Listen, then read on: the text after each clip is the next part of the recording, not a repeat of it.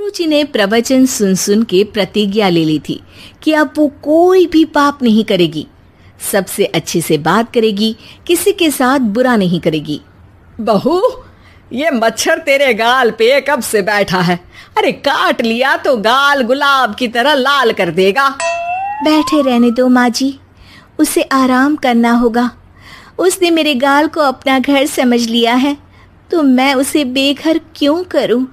अरे ज्ञान की बारिश बाद में करना, अपने गाल का मच्छर हटा ले। मलेरिया हो गया तो तुझे आराम करना पड़ेगा।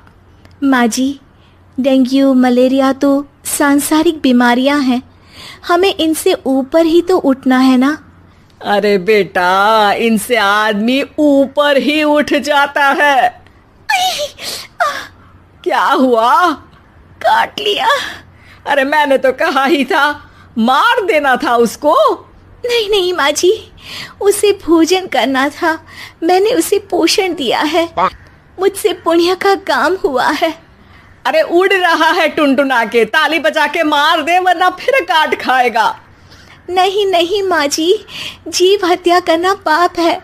मैंने एक बार व्हाट्सएप पे एक उपदेश पढ़ा था, मच्छर आपको काटे ये उसका जुनून है, उसके बाद आप खुजाओ ये आपका सुकून है, लेकिन कभी मच्छर को मारना मत, क्योंकि उसकी रगों में आपका ही खून है। अरे तू और तेरा व्हाट्सएप का ज्ञान, भगवान बचाए। सुरुचि की ये पुण्य करने की आदत से कई बार सुरुचि का नुकसान होता, लेकिन फिर भी वो पाप से दूर रहती। सुरुचि, मेरे सर में जुएं हो गई है, निकाल दोगी?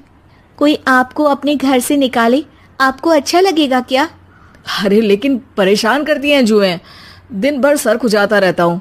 देखो, इसी बहाने तुम्हारे सर की चंपी हो जाती है। तुम्हें तो जुओं को थैंक यू कहना चाहिए। तभी बाहर से ससुर जी की आवाज आती है। बहू, बहू। अभी आई बाबूजी।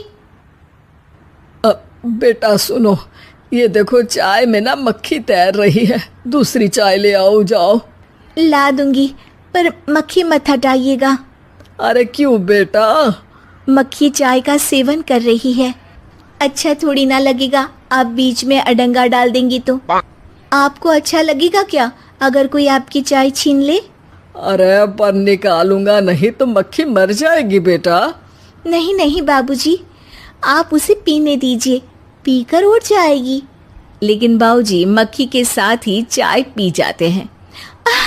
ये क्या किया बाबूजी? अरे मक्खी सिर्फ चाय ही क्यों पिए, आज सुबह मैंने मिठाई भी खाई है, पेट में ही है, वो पेट में चाय भी पीती रहेगी और मिठाई भी खाती रहेगी। सुरुचि को समझ में नहीं आता कि वो बाबूजी के इस कारनामे पर क्या जवाब दे। वो सास के पास जाती है। सास के हाथ में एक खटमल मारने की दवाई है। माँ जी, आपके हाथ में ये क्या है? अरे बेटा, तू तो बीए पढ़ी है, इतना तो पढ़ने में आया ही होगा कि ये खटमल की दवाई है।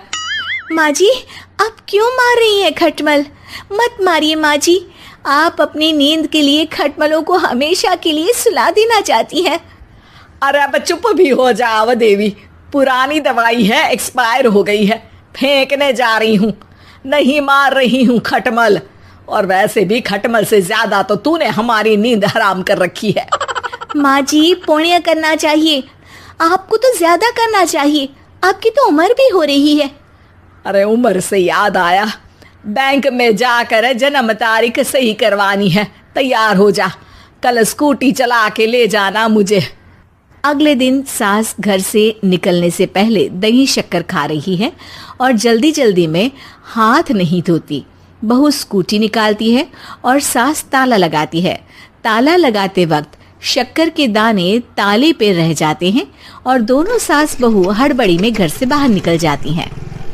अच्छा हुआ कि तेरी स्कूटी में सेल्फ स्टार्ट है, वरना तू तो बोलती कि मैं किक नहीं मारूंगी, किक मार दी तो पाप लगेगा। माँ जी, इस तरह मजाक करना भी पाप होता है। दोनों सास बहू बैंक पहुंचती हैं। अभी लंच टाइम है, बाद में आना। अरे भाई साहब सुन तो लो, करवाना क्या है? अरे जन्म तारीख बदलवानी है, कैसे बदलेगी? अब किसी और तारीख को पैदा हो जाओ। यही चुटकुला आप अपने मैनेजर को भी सुना पाओगे ना? वो भी हंस ले थोड़ा, अभी बुलाती हूँ। अरे अरे रुकिए, ये फॉर्म भरिए और आधार कार्ड दीजिए। अरे राम रे, आधार कार्ड तो भूल ही गई, उसके बिना तो नहीं होगा।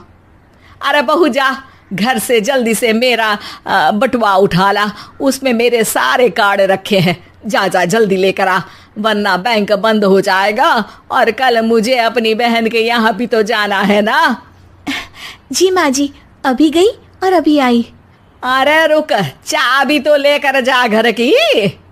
बहू जल्दी से घर पहुंचती है, लेकिन घर पहुंचते ही देखती है कि ताले पे बहुत सारी चींटियां हैं, जो माँ के ताला लगाते वक्त हाथ से ताले पे शक्कर छूट जाने के कारण आ गई थी।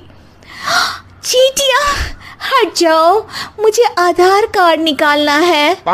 बहू चींटियों को हटाती नहीं है, उनसे मिन्नतें करने लगती है। सुनो, हट जाओगी तो और भी शक्कर के दाने खिलाऊंगी। अभी सास का काम बहुत ज़रूरी है, मेरी बात सुन लो, मान लो। मैंने तुमको हटाया तो पाप हो जाएगा। चींटियां कैसे सुरुचि की बातें सुनती जब घर में ही उसकी कोई नहीं सुनता था।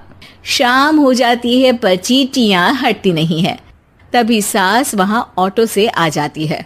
अरे कहाँ रह गई तू? बैंक भी बंद हो गया।